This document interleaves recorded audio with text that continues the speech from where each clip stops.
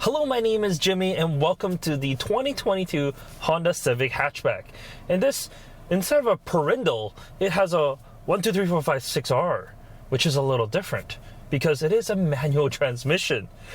It's actually kind of rare these days to have a manual transmission in vehicles because most people can't drive manual transmissions, but Honda still offers it with the hatchback.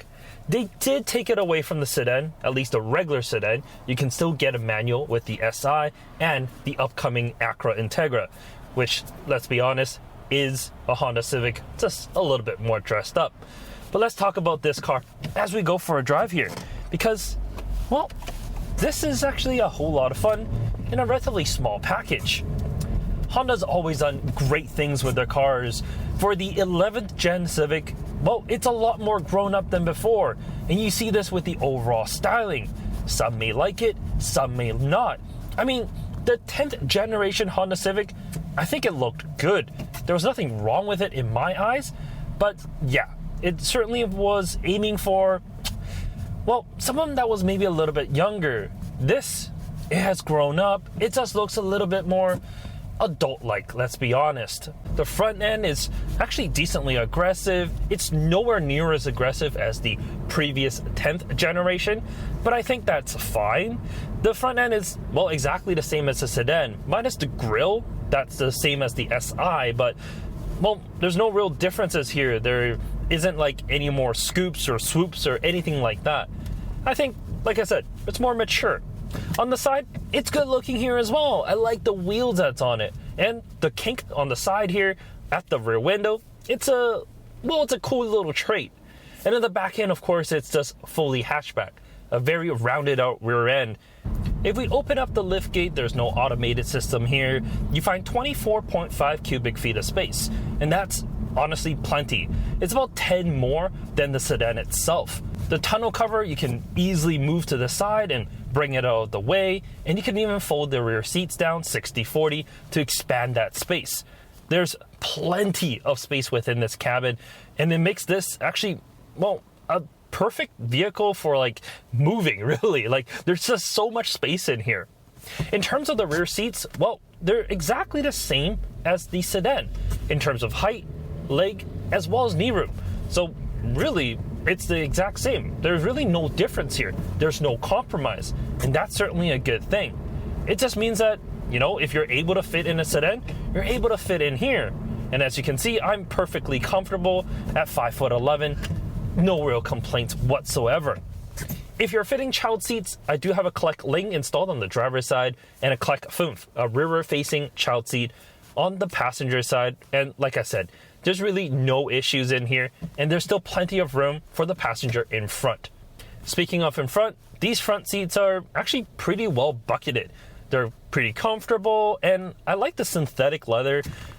Like, you can tell it's not real leather. It's just not as soft and supple, but it feels good enough. The bolsters, they're actually decently aggressive, not only on the backs but on the bottoms, which really holds you in quite well. So even around turns or anything like that, you're not really bracing yourself or anything like that, as I shall now demonstrate. And it's a fun chassis, but I'll get to that in a bit. In front of me, pretty typical Honda steering wheel. It has been updated for the Civic. It's the exact same one that's found in the sedan. And the only problem I have with it are the buttons are a little bit too small. So you have to use the pad of your fingers rather than like the tips of it, because then you'll be like this at it. It's kind of weird. But, I mean, minor complaints there. Behind a full digital cluster, it looks great and it works well. I mean, there's nothing fancy about it. It's not a Mercedes digital cluster that shows you everything in the world. It just shows you your tach, your speed. Well, it actually can show you more. If you have like CarPlay and navigation, it shows you that within. It shows you what you're playing in terms of your music. And of course, there's a digital readout for your speed in the center. The digital readout, it's kind of there in place of a heads-up display, because unfortunately, you don't get that on a Civic.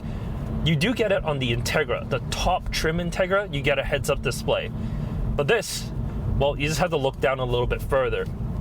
I really like the 8th as well as the 9th generation Honda Civic when they had the speed readout right at the top. it just made it, well, easier to see that speed readout. But I get it, that design was a little controversial. This is definitely a lot, well, more normal. Speaking of normal, the infotainment system.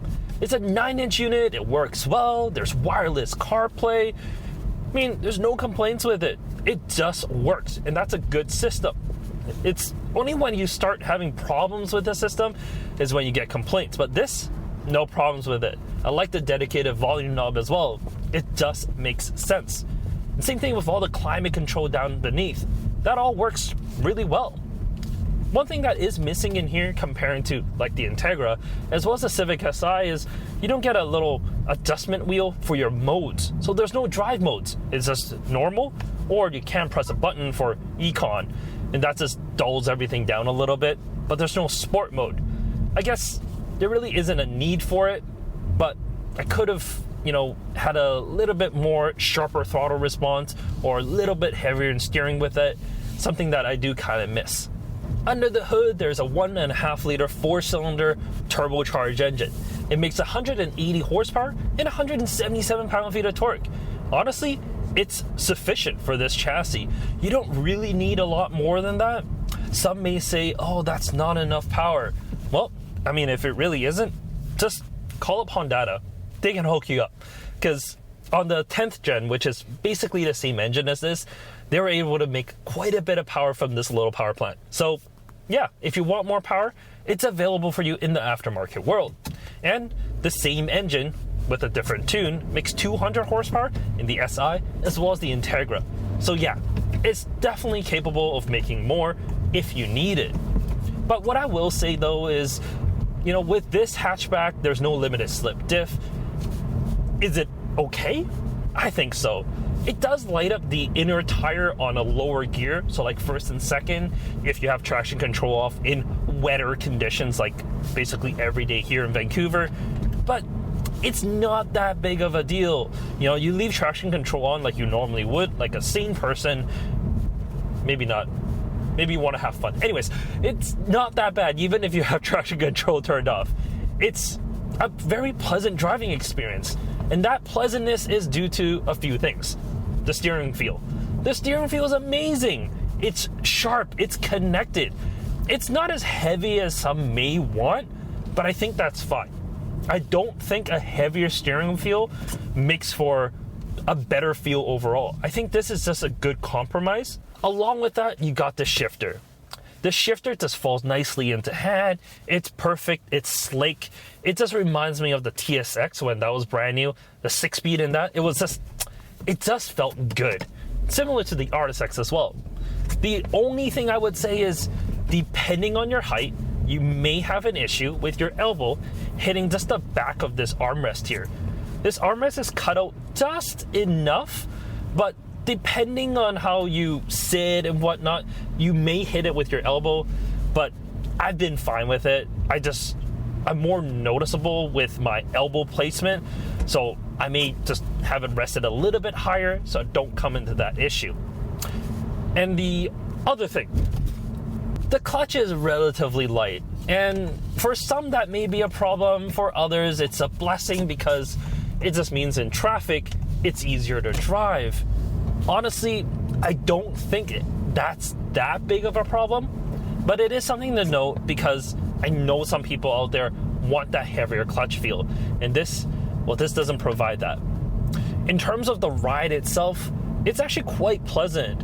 It's firm, it's definitely a little bit more sporty, but it's not like rough riding. You don't feel like, you're breaking your back while driving this. The rear end of this vehicle is relatively stiffer, and it's quite noticeable. I can't remember exactly the numbers, but Honda did say that the rear end is a lot stiffer than before.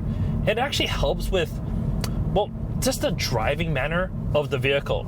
In a corner with the rear being stiffer, it just feels like it follows the front end more rather than diving to that initial understeer where most front-wheel drive cars tend to do anyways. This is it's a little bit more fun. I mean, I haven't taken it to a track. I haven't been driving it that aggressively to know exactly if it's, going to be understeering or oversteering in those time of when you're being a little bit more aggressive with it. But driving in the city in like on ramps and off ramps, it just feels good. Overall, the Civic is a really good car. There's nothing really bad about it. It has everything that you need in a really good package. The only thing is the price point. And I think that's the Achilles heel for this Civic hatchback. At 35,000 Canadian dollars, it's not cheap. It's actually priced quite high, if I'm honest. Because here in Canada, that's almost $5,000 more than the sedan and $2,000 more than the SI. And if you're comparing vehicles outside of the brand, a Mazda 3 GT hatch with the 6-speed, that's 32,000 Canadian dollars. And what makes it worse, the GTI Autobahn edition is 35,000 Canadian dollars, which is the exact same price as this. I know that's a mid-trim and not the top trim, and there's other things like if you really want the DSG, you have to pay more for that. Whereas this comes with either a 6-speed or the CVT, and there's no price differences between the two. But if you're looking at the top spec that we have here, 35K, it's quite a bit. You can get the base variant, which is $28,000, but that's still $3,500 more than the base sedan. It's hard to say exactly why the sedan costs that much less than the hatchback, but if you're in the US, the price difference is a lot slimmer. So, well, if you're in the US, congratulations, you can get a hatchback for a lower price. But at 35K Canadian, well, the Integra isn't out yet. That should start at 35. And if you get that has the Acura nameplate. But at 35, you can't get it with the manual. It's been rumored that only the top trim will get the manual transmission. So, I mean, is this worth it as like maybe even a cut down Integra? Maybe. In any case, let me know what your thoughts are on the Civic hatchback in the comment section down below, and I'll catch you next time. Take care.